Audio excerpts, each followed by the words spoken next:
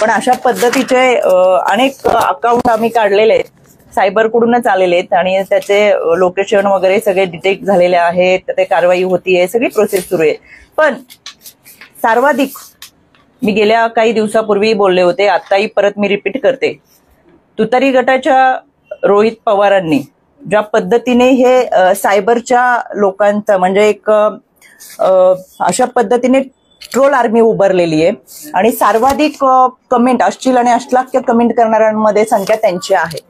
त्याच्यामुळे या पक्षाच्या लोकांनी, खरं तर महाराष्ट्र सुरक्षित नाही म्हणणाऱ्यांनी स्वतःचे पदाधिकारी, त्यांचा सोशल मीडियाचा जो सरचिटणीस आहे त्याच्यावरती 4 सायबरचे गुन्हे दाखल आहेत. त्यांचा नगरचा मुरकुटे म्हणून त्याच्यावर 4 वर्ष लैंगिक अत्याचार केले म्हणून आता ते अटकेची कारवाई सुरू येते आहे.